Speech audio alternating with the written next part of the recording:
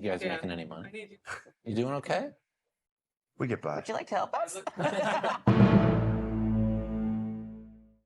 American Gladiators was a TV show where average people engaged in real physical head-to-head competition against professionals. The show wasn't scripted, and the professionals were former athletes, bodybuilders, and a few Olympians. Now, these gladiators were initially chosen based almost exclusively on their look, but over time they would form a connection to the audience that wasn't nearly as expendable as the show's creators thought. On one hand, you see these bodybuilders in kind of goofy outfits parading around on TV. You might snuff your nose at that, but when you zoom past the red, white, and blue lights and the red, white, and blue tights, you get a look at the people looking for an opportunity, people who poured in blood, sweat, and tears, and in turn were bled dry. Night after night, these same gladiators put their bodies through the physical ringer without the producers giving any thought whatsoever to the bare basic things an athlete needs: proper nutrition, injury prevention, and maybe most importantly in this case, time to recover. In the beginning, forget a medical team, they didn't even have a medical person on the damn set. And when you got humans being knocked from a 15-foot platform, it doesn't take a genius to realize that injuries are gonna happen. Recently, Netflix dropped a documentary on this. I say recently, but I probably watched this like 6 months ago. The documentary is called Muscles and Mayhem, an unauthorized story of American gladiators. When I watched the documentary, it really pissed me off. Not that it wasn't a great doc, because it absolutely was. And the documentary gave perspective from both sides. But every time they went to the producer side, I found myself just getting mad. The total lack of respect for the athletes was apparent. The lack of research and preparation going in, that's one thing. You know, people make mistakes. It was a different time, but until this day, they never learned from those mistakes. The producers come across as extremely callous, extremely arrogant, and take zero accountability. Their egos ruined a great show that, had they managed it better, could probably still be on today. But because they treated the gladiators so damn poorly, they killed their own show due to pride and greed.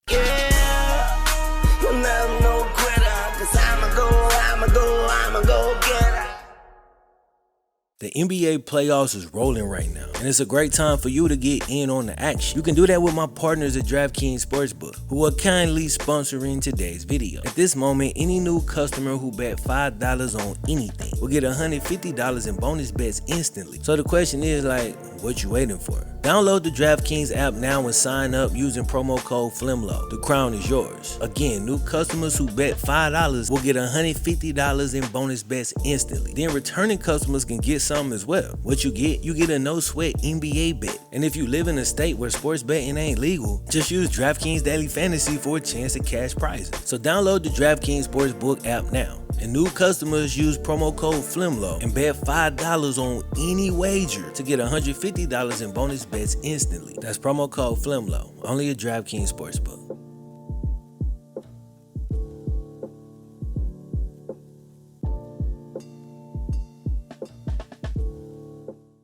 Late 1980s, on the brink of the 90s, a dude named Johnny Ferraro came up with a dope title, American Gladiators. Makes the imagination run wild. And he felt like, yeah, that's enough. So without much of a concept as to what the show would actually be, Ferraro walks into TV agent Mark Itkin's office, pitches the name of the show, and despite having no show, not long after, things are in motion. At least that's the way the documentary presents it. But later on, they say something that kind of makes me think that Ferraro did have a basic concept, which came from his time as a gym owner. So at his gym, he would put on these competitions for bodybuilding, little wrestling matches, races, you know, stuff kind of like that. He sat back and watched that and figured, bro, there's a TV show here. He just had no clue how to flesh it out. So he takes it to his TV producer, friend, or associate, and with that basic idea and the name of the show, the TV guy decides, yeah, this might be a hit. And the next thing you know, they put out casting calls. So they put out an invite to stunt men and women from across Hollywood with a really easy pitch. Tired of doing all the hard work and being relegated to the background? This is your chance to shine and get your face on camera. The stunt people showed up in droves, along with a few former pro athletes like Mike Horton. The problem with the stunt people was they didn't have a look. For most of them, it was a reason you didn't get their face on camera. But Mike Horton was different. He wasn't a stunt person at all. He'd actually played offensive guard at UCLA. Not only that, he'd been drafted by the Patriots way back in 1975. A torn Achilles had pretty much ended his career, which speaks to the sports medicine stone age that was living in at the time. It took him 5 years to feel healthy enough to play ball again, and in 1980 he had a short stint in the CFL. 9 years after that, American Gladiator calls, or better yet, his agent calls and says, they have a new show they're thinking about doing a pilot for. They want big black guys, so go over there. And Mike kind of set the standard for what they was looking for. Not just athletic, but big and athletic. Not just big and athletic, but with a little charisma, a little bit of swag. They probably called it pizzazz. So Mike got the part and became known as Gemini. You're looking at the first ever American Gladiator. The team was built out with 5 more gladiators, giving them a grand total of 6 people to shoot the pilot with. Now the gladiators had no clue what they would be asked to do, but they did know what they get paid. Not a damn thing. Watching the doc is kind of wild because time and time again you hear the producers describe something as if it makes sense, and then you hear the juxtaposition from the athlete standpoint and you realize the producers had no clue what they was doing. Now again, the doc does a good job of showing both sides, but some of it comes across as a celebration of the producers, as they kind of brag about having no clue what they were doing, but still managing to pull off a successful show. But to me, it's kind of like football when somebody's got a stacked team and then like 2 years in a row they get put out in the first round, and then the coach stands up and says, this was a successful tenure, and you sitting there like you underachieved significantly. In the case of these producers, their lack of preparation caused so many unnecessary injuries. Again, some injuries were going to happen, but you should do your due diligence to prevent as many as possible. At a certain point, like maybe season 3, they reach out to the NFL to ask about steroid testing, because they're afraid this is going to put the show at risk and actually hurt their pocket. So now they reach out to the league. But when it came to what kind of preparation should we do when we inevitably have injuries, in those cases they like, we'll just wing it and guinea pig these guys, and by the time they figure it out, most of these cats would be too beat up to benefit from it. Not knowing how to deal with athletes is one thing, but not giving a damn is a whole nother thing. They show zero remorse for how they ran things and almost wear it like a badge of honor. So they shoot the pilot episode at an equestrian center on a dirt floor with zero padding. The floor is covered with horse manure, and the athletes had no prep for the actual events. So they slapped them in these foam outfits with zero protection. Primary concern being, it'll look cool on TV. The early games were thrown together. This is stated in the doc by the dude who created the games. And look, bro, it's not that he put zero thought into it. He was just in over his head and didn't know what to look for. When he created the games, he didn't consider the size of the athletes and how this would play given their weight. So they had a bunch of games that just didn't work, which that part I get. You'll adjust it as you go. The problem is at this point they'd only gotten funding to shoot a pilot and then try to get it sold. But because most of the games didn't work, they're adjusting the scoring and stuff on the fly. It was kind of a cluster. As a YouTuber, I can relate to this one. You know what saved them? The power of editing. They chopped it down into a sizzle reel, did a bunch of cuts, a whole bunch of zoom ins, Hollywood action movie stuff, and they made it look decent enough to get the show picked up. For the first season, the network ordered 13 episodes, and the producers threw their little parties or whatever to celebrate. But eventually they realized, it's like the old joke, we sold this thing, now we've got to make it. First order of business was firing all the cast members that they picked up except Gemini and Lace. Now Lace was a successful stunt woman in LA, and her and Gemini were the only 2 from that original casting call. Then they added Nitro, kind of a high energy guy who's a little bit of a ham, like to hear himself talk, seemed kind of full of it, got a story for everything. But at the same time, then the dude's pretty likable, at least from a distance with me watching the show, because when he speaks, you get a hint of sincerity and a real vulnerability. He got hella charisma. Nitro was one of those dudes who had it rough as a kid, and he put on size to compensate for that. At that time, he had just had a kid of his own and was out in LA trying to be an actor, you know that whole story. One night after dude got sent home from an audition for a messed up reason, he didn't fit the racial criteria, he stumbles across a flyer for American Gladiator tryouts. And that damn flyer would change the dude's life. He shows up to the tryouts, 6'2", 230, and the only thing that stands between him and his first taste of success is, check this out, 15 yards of concrete and a 165-pound college kid. The producer told the college kid to grab the football. I want you to grab that football and run through Nitro. He didn't have the name Nitro yet, but don't get too caught up in that. I'm just trying to retell the story because the ending's kind of crazy. You know that one friend in your group who thinks that he can beat up Cam Newton because he doesn't really understand how physics work? Well, this was that friend, and he charged head first at a hungry, desperate 230-pound man. Nitro bangs into the kid and bro, his whole body buckles. Then Nitro lifts him and slams him hard on the concrete. Then Nitro gets back up and the college kid doesn't. Oh, he's unconscious, knocked out cold. On the bright side, I guess, Nitro got the job. Now, Sunny was an Olympic cyclist. This girl was 6'2", bro. She was a damn beast. A lifelong athlete who, on top of competing in the Olympics, did competitive swimming and worked as a model. Zap was a bodybuilder who just kinda had the look. Had no real interest in being a star, but she just had the it factor. According to her, she lucked into a role in a movie called Skin Deep, and one of the producers saw her in the movie trailer and she was chosen off that. Then you had Malibu, the All-American surfer who actually had never touched a surfboard in his life. He was a pro racquetball player, but he was swole up, dole up, and he had the type of hair that made you a star in the late 80s. These were the original 6 gladiators that the show would go into season 1 with, but it wouldn't be long before they'd be forced to bring in reserves. This is the Dark Ages. Amongst the gladiators themselves, the taping of season 1 quickly became known as the Dark Ages. It was several reasons for this, with one of the funnier ones being the uniforms, which were basically just compression shorts with glitter. Now, there were many contestants who were seriously injured, and every gladiator was always nursing some type of injury. But the first gladiator to get really messed up, that was none other than your boy Malibu. There was this super dangerous game called the Human Cannonball, where the contestant swings over and drop kicks the f out the gladiator. The gladiator has to hold their ground with basically a pillow or get knocked backwards off a pretty high platform. Malibu got knocked back and fell really awkwardly, and the momentum of his legs caused him to knee himself in the face. Dude suffered a concussion, 2 broken ribs, a torn bicep, and after that, never competed again. Most of the gladiators agreed this was their least favorite event, one they felt was the most dangerous and they all hated doing. Another dangerous event from that first season was the joust, which later would be turned into one of the show's best events. But early on, instead of standing on those 2 small platforms that became so famous and a calling card for the show,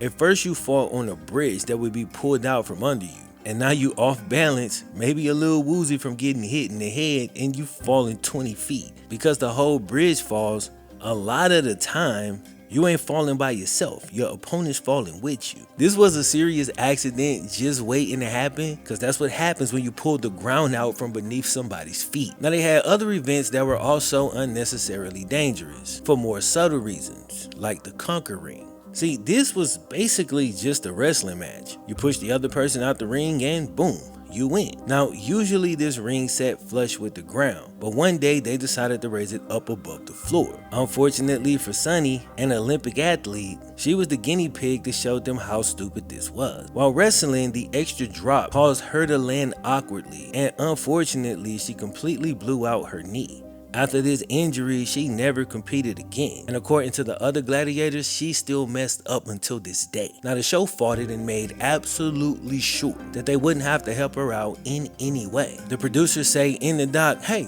people get hurt. You can get hurt in a touch football game. You can get hurt doing anything. Okay, sure. So if you knew that, then common sense would tell you that doing what you're doing here, the odds of injury is much higher. Bring in one athlete, and ask him to help you coordinate the events. Also, because you were so sure that you can get hurt doing anything, and you had to know that doing this, those odds were much higher, how do you justify not having a proper medical team on the damn set during season 1? Because according to Gemini, during that first season, the most they had on set was maybe bandages. And nobody throughout this entire documentary denies those claims or says anything that contradicts it. All the producers kept saying is, we were concerned about injury and mostly liability. Games weren't set up very well, very dangerous.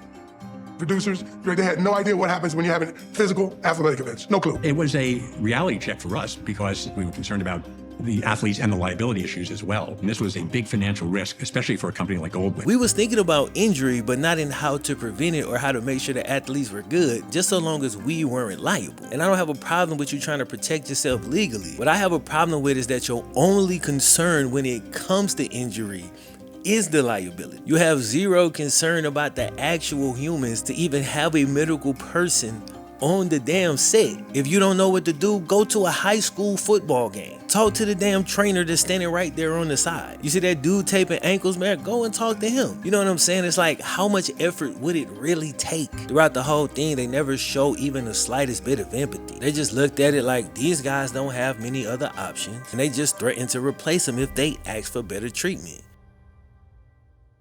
The producers wanted to shoot the season as quickly as possible, so the 6 gladiators are doing the events back to back to back against fresh opponents while the gladiators are completely worn down. See, that'll make me upset because when you watch it on TV, you're watching thinking this is a completely different day. So I'm getting tossed around because this the 10th time in a row I done did this, but that information is not being communicated to the audience. And that works against the show because these larger than life figures that you're trying to build up can't perform nowhere near their best, which starts to make them look like a big joke to the public and leads directly into something we're gonna talk about later. So after season 1, the original cast lost 2 of its members who would have to be replaced, and the ratings for the show weren't where they needed to be. So they brought in another producer, dude named Alto Keller, to basically come in and fix the whole show. And this to me was kind of one of the ironic points in the doc, because the producers were so proud and would later kind of brag about their success and what they did with the show. But when Keller came in, bro, he sit them down and said the idea of the show is great, but the execution is trash. So according to Keller,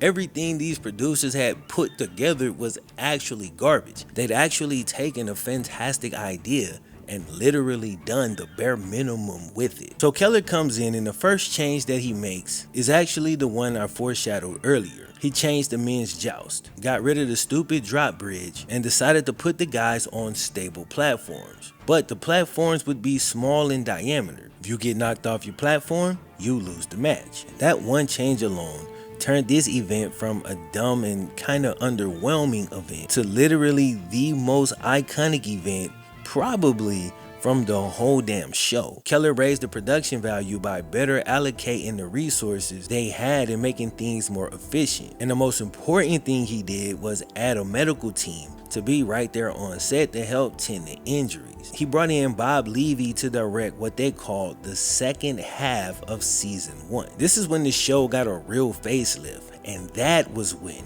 it started to take off. Bob Levy gave the Gladiators helmet cams, made the ref a character, put some real thought into the show. The games were better designed and better thought out, and bro, some of these events are truly classic. Now they needed to replace the gladiators they had lost, and they wisely decided to add a few more as well. So when Keller came in, they started doing things that made sense. They brought in a dude they called Sarge, who was a former Marine, to train the gladiators so they could perform better. It's like they finally realized that this is a sport, and these guys will play it better if they actually practice. All these additions and thought actually being put into the show led to a huge ratings jump in the second half of season 1. By season 3, the show was a full-fledged hit. It had morphed into the version of the show that you probably remember. Now in the documentary, according to one of the head executives, once they figured out how to properly allocate the resources, the show was not expensive to produce at all.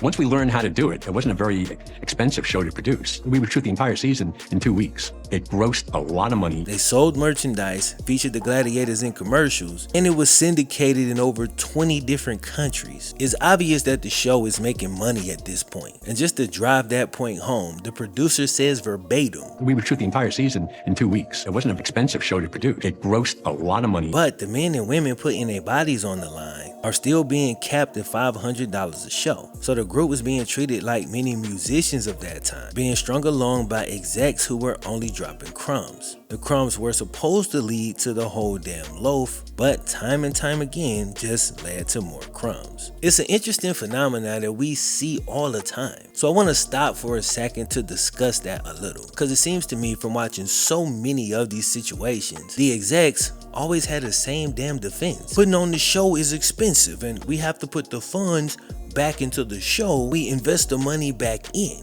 It's funny because the one thing they never think about is actually investing back into the artist. When it comes to music, it's studio time. All those fancy gifts and dinners that the artist ain't even asked for. The videos are expensive, you know, the marketing is expensive, but it's always enough for the execs to get their bonus. Then the execs start saying stuff like this: if not for what we did, the show would be nothing. Well, if the talent is so great, then they can just leave. Then they'll take an even bigger budget and put it behind somebody else out of spite to try to blow them up, just to prove to you that they never needed you, which is not good business. It's just pride and ego. And the artist is really aware that they're being treated unfairly, but the alternative to being kicked out the industry completely and probably blackballed, when you look at that alternative, yeah, it seems worse. This is what I call an abusive business relationship, but it's been completely normalized over the years. Sadly, bro, that's just how most people are wired. If they can mess over you, then they will mess over you.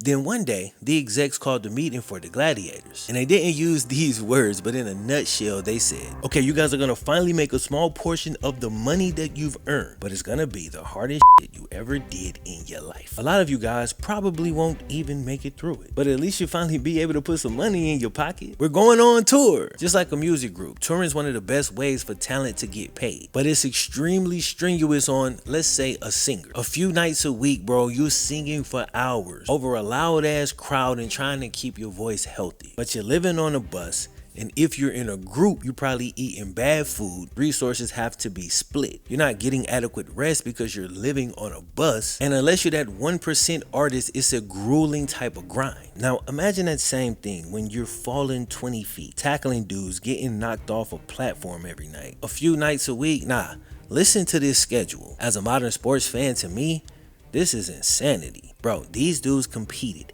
every single night in a different city against fresh opponents. Again, they did this 7 nights a week. Did the whole show, showered, hop straight on the bus, head to the next city again and again.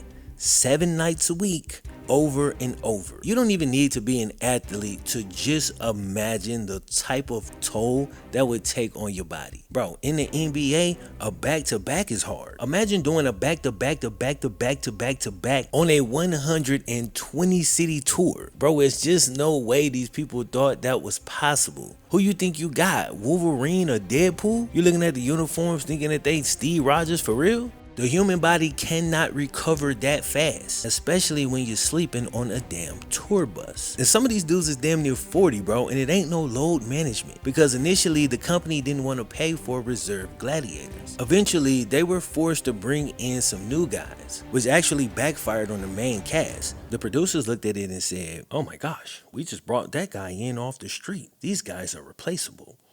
Now, at this point, the company's not paying them anything anyway, so they don't need to replace them. But this kind of sparked the idea. Now, obviously, the company that's putting on the tour is running a damn business and they want to run a profit. This is why, again, I say, plan this out. So now these dudes is on tour and you're just realizing the set that they use has to go on tour with them. This means you're gonna actually need a lot more trucks, which of course is gonna add to the money that you're putting out. Had they actually looked at all of that, they may have decided that a tour really wasn't feasible for them. Maybe just touch down in a few cities instead of trying to go on a full-fledged tour. This way, the Gladiators stay way more fresh and you map it out so you still hit all the key areas. You still promote the show, draw a bigger audience for season 3, you spend less money, had the same effect, and keep more Gladiators healthy. But no, 7 nights a week, no rest, no recovery. But money's kind of tight, so we're gonna skimp in certain areas. And where they're gonna take the money from? Straight out the Gladiators' mouths. Bro, this one dude was damn near appalled. These athletes who were being asked to perform 7 nights a week had the audacity to want something decently nutritious instead of eating BS fast food the entire time. So you're not gonna give us rest, not gonna give us good food, and expect us to perform at a high level every night. But if you're a gladiator, this is the most money that you've seen, and you done came this damn far, so you're trying to make it through. You're not getting the basic building blocks of natural recovery. So what are you gonna do? PEDs. The producers started talking about the steroid use like they was just appalled. Oh my gosh, it was all over the floor. I'm like, bro, that's literally the only option that y'all gave them. If not for that, the job you're asking them to do is impossible. And honestly, I think the NFL could learn from this. I know there's use now, but if they ain't careful, that's gonna go way up. If you keep adding games, keep shortening turnarounds, Thursday games, Saturday games, this year a Wednesday game, if you keep doing that, naturally PED use is going up. The athletes are telling you that that ain't enough time for recovery. Where our data shows that if you don't watch yourself, your data gonna show that PED use is going to go up. And I ain't breaking no news, it's a simple correlation. But I guess this ironically named padding is supposed to solve all of that. I don't think it will. Human bodies need time, rest, and nutrition to recover naturally. If you don't get those things, then you're not gonna recover unless you utilize something that's unnatural. Now, you would be wise to stay away from this stuff. What you wanna do is recover the natural way. My only point is, given the schedule that the Gladiators were put on,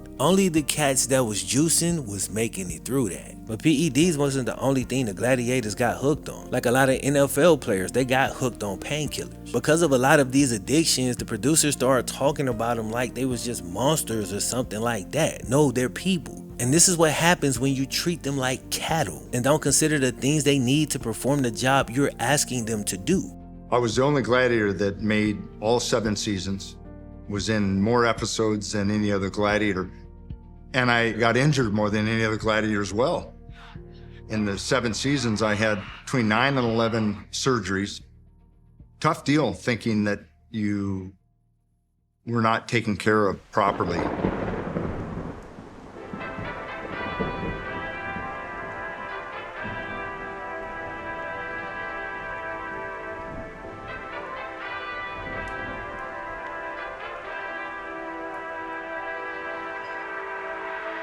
Not every Gladiator survived the tour. Storm snapped her ACL and was sent home immediately. She never performed again, never got another check, and faded from the public eye pretty much immediately. The Gladiators had been happy with their pay on tour, but when they came back from the tour, they finally realized that they not only deserve more money, but more security. Storm was just gone and never saw another dime, and all these dudes knew they were one injury away. So the Gladiators wanted to be cut in on merchandising, or get access to maybe some type of bonus, or maybe get some type of raise, or at least a severance package, you know what I'm saying? Like something. You guys making any money?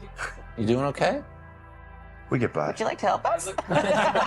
The Gladiators beg and beg for a meeting with the show owner. They truly feel that what they're asking for is so reasonable, and they're coming at it so respectfully that if they can just get in the room and speak human to human, there's no way the owner wouldn't give them at least a little small raise. Finally, they get a meeting. Go in respectfully. It's an honor to speak with you, sir. And the owner of the show responded to that by firing every gladiator that came into that meeting. Owner Samuel Goldman refused to renegotiate. The reason he gave was because his father never renegotiated. So power, greed, and a massive ego pushed out the guys and girls who had made the show great. The new gladiators they brought in didn't have the same connection to the audience, and after that the show fizzled out quickly. As profitable as the show was, they could have easily renegotiated to pay the longest tenured gladiators just a little more money. $500 a show, 13 episodes a season. You could probably double that for the 4 who basically been there from day one.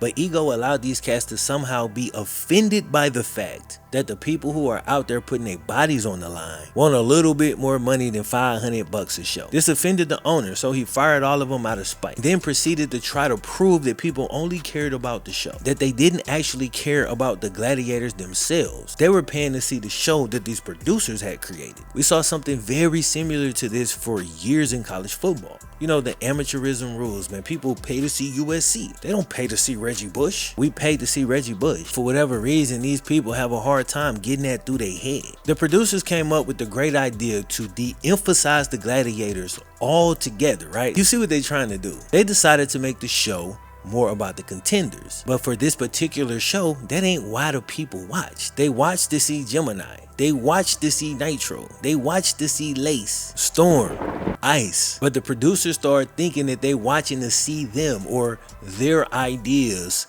come to life. I'm really not sure, but I have to imagine that this is what happens when you watch a good show or a show that's good for the first 1 or 2 seasons, and then you watch season 3 and be like, bro, did they fire all the writers? That's probably the people at the top trying to prove that they're the reason that the show is successful, trying to put all their ideas and their thoughts into the show, and then they ruin their own show and then blame everybody else. I guess they're trying to justify the fact that they're making all the money so they can feel important when they go to them P. Diddy type parties. At least that's my theory, and I come to that conclusion because the way they manage this show doesn't make logical sense. It's a business, right? Well, this didn't even make business sense. Business sense would have them pay more based on tenure, because they was paying so little that it couldn't have possibly hurt their bottom line. They'll still have the advantage because every gladiator won't last long, but it allows you to justify paying the few who did a little bit more, dog. Take care of them people. They was there since the pilot. That's blood, sweat, and tears. And you ain't gonna compensate their hard work at all? That's wow. It also gives the new recruits something that they can work towards, something to look forward to so they fully commit. And it creates a level of trust amongst your longest tenured guys. Now they're policing the young guys and keeping the show's standards high. After Samuel Goldman and the producers of the show made it about them and not about the gladiators, the show started to nosedive. And they refuse to this day to finally admit that they shot themselves in the foot based on ego, greed, or pride, if not all three. And throughout the doc, they instead make a bevy of other excuses. The thing about television, every show has its own life. But that's a real cool ass way of saying nothing. Of course, every show has its own life. Question is, did American Gladiators die of old age? Or did your poor management actually kill it? That's what's in question here. One guy says eventually people just move on to the next thing. So why has pro wrestling been popping non-stop since the 1980s? And I use pro wrestling because that's the closest comp. Not to mention it's a bunch of shows that are clear derivatives of American Gladiators in different ways. American Ninja Warrior, Wipeout, Beastmasters, Physical 100, which is kind of a different look, but big buff men and women competing, bro, we still all watching that. The same damn concept has worked since the Roman times. Yours might still be working if you treated these people at least kinda decent. You fired them on the whim, which is one of the huge differences between you and wrestling, as they early stars are still, bro, still a part of their shows, and they bring on their new guys and they build them, but they don't throw away the foundational members of what they have built. The show was completely canceled after season 7, and the producers just moved on and milked the show in different countries. Meanwhile, many of the gladiators themselves, with their bodies beat down from injuries they suffered, fell into addictions that they'd have to overcome. Some have beat theirs while some still struggle. At the time, they tried to make a living off their dwindling fame, but the further we got away from the show, the more they faded into the background. It's the type of ending that's extremely sad until you realize that wasn't the ending at all. Once a team, always a team. They banded together, sought each other out, and helped lift one another out of those dark times. They celebrated each other since the show never did. Like they always had, they found strength as a unit and leaned on each other during the times where they could barely stand. The world may have forgot about them, but their teammates never did. And in true gladiator fashion, when times got tough, they ain't let you see them hurt. They just smiled and fought back.